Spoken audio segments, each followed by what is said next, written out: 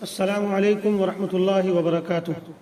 بسم اللہ الرحمن الرحیم، الحمد للہ رب العالمین، والصلاة والسلام علی سید المرسلین وعلی آلہ وصحبہ اجمعین، اما بعد۔ امام بخاری ریسرچ اکیڈمی علی گڑھ سے شائع ہونے والے ہفت روزہ الجمعہ میگزین 16 محرم 1445 ہجری مطابق 4 اگست 2023 کے مضامین کی آڈیو ریکارڈنگ پیش خدمت ہے۔ ذکر انبیاء، آخری نبی حضرت محمد صلی اللہ علیہ وسلم، قسط نمبر 42، مولانا محمد فرید حبیب ندوی۔ غزوہ بنی قینقاع، یہودیوں کے 3 بڑے قبیلے تھے، بنو نذیر، بنو قریظہ اور بنو قینقاع۔ رسول اللہ صلی اللہ علیہ وسلم نے مدینہ تشریف لانے کے فوراً بعد ہی ان سے معاہدہ کیا تھا کہ وہ شہر میں امن سے رہیں گے اور کسی باہری قوت کا ساتھ نہ دیں گے، مگر انہوں نے ہمیشہ مسلمانوں کو نقصان پہنچانے کی کوشش کی اور اسلام کے خلاف سازشیں کرتے رہے۔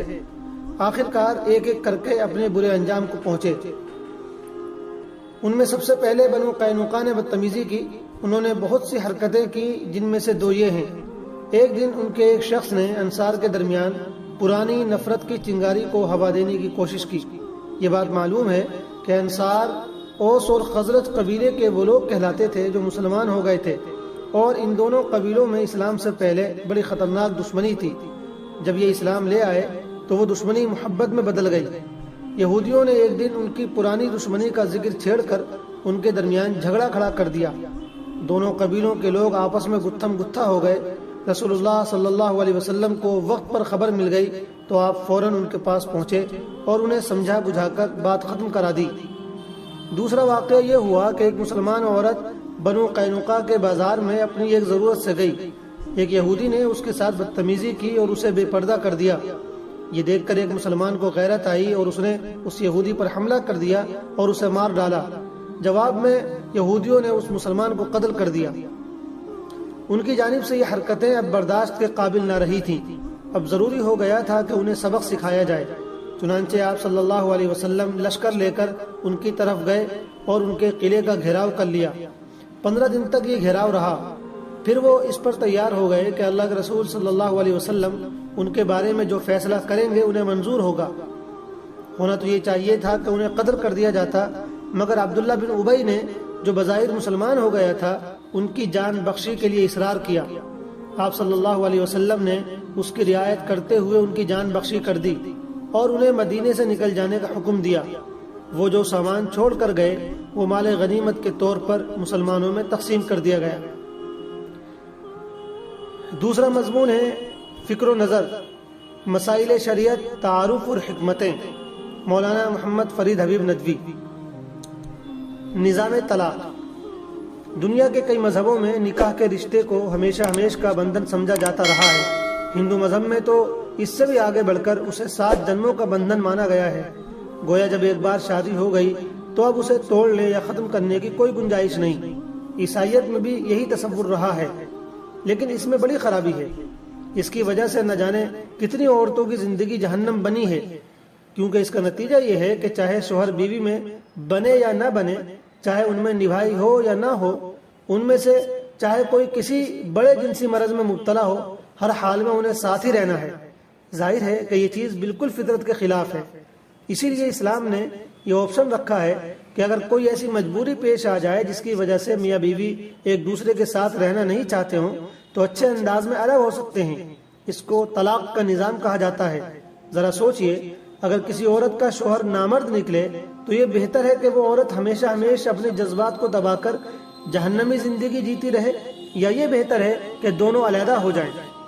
اسی طرح اگر دونوں کا مزاج نہ مل پائے اور روزانہ ان میں جھگڑے ہوتے ہوں تو اس طرح زندگی کو اجیرن بنانا ٹھیک ہے، یا یہ بہتر ہے کہ دونوں الگ الگ رہ کر خوشگوار زندگی جی سکیں۔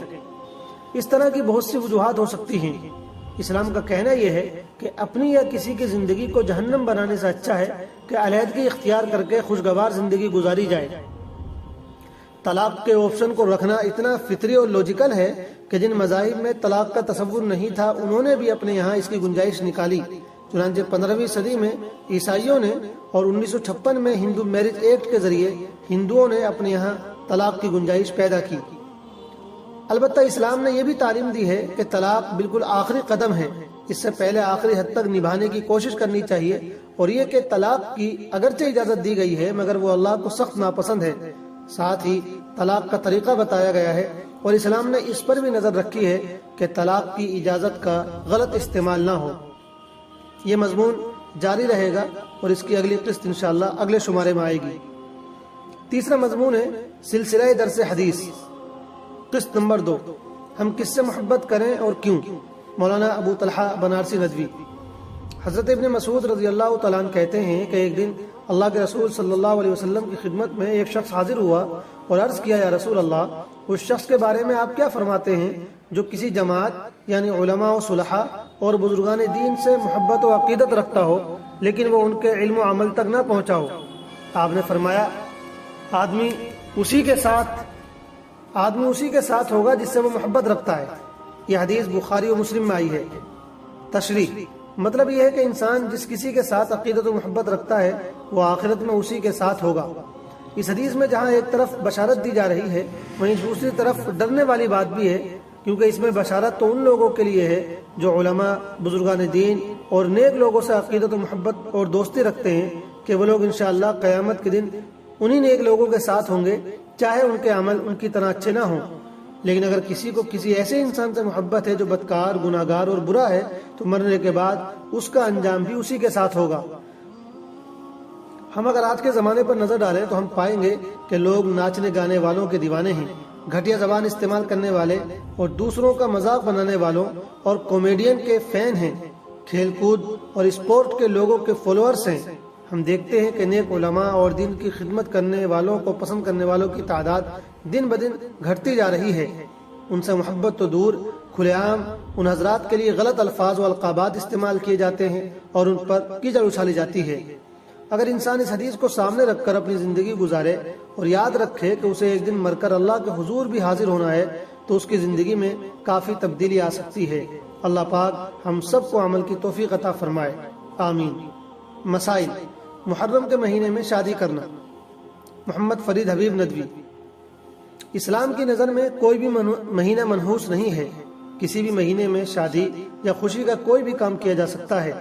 عرب کے لوگ سفر کے مہینے کو منحوس سمجھتے تھے تو حضور صلی اللہ علیہ وسلم نے فرمایا، ولا سفر، بخاری 57-70، یعنی سفر کے مہینے میں کوئی نحوست نہیں ہے۔ اسی طرح لوگ شوال کے مہینے میں شادی کرنے کو برا سمجھتے تھے تو حضرت عائشہ رضی اللہ تعالی عنہا نے ان کی تردید کی اور فرمایا، رسول اللہ صلی اللہ علیہ وسلم نے میرے ساتھ شوال کے مہینے میں نکاح کیا اور شوال میں ہی میری رخصتی ہوئی۔ مسلم 34-83۔ اسی طرح روایات میں آتا ہے کہ حضرت علی اور حضرت فاطمہ کی شادی محرم کے مہینے میں ہوئی، اس لیے محرم کے مہینے میں شادی کرنا یا کوئی کاروبار وغیرہ شروع کرنا کسی بھی طرح منحوس نہیں ہے، بلکہ بہتر ہے کہ اس مہینے میں اس طرح کے کام کیے جائیں تاکہ لوگوں کا یہ غلط تصور دور ہو۔ الجمعہ میگزین کو اپنے واٹس ایپ پر حاصل کرنے کے لیے اس نمبر پر آپ ایک میسج کریں تو یہ الجمعہ میگزین ہر ہفتے آپ کے واٹس ایپ پر بھیج دی جایا کرے گی۔ نمبر ہے 6396810696۔ والسلام علیکم ورحمۃ اللہ وبرکاتہ۔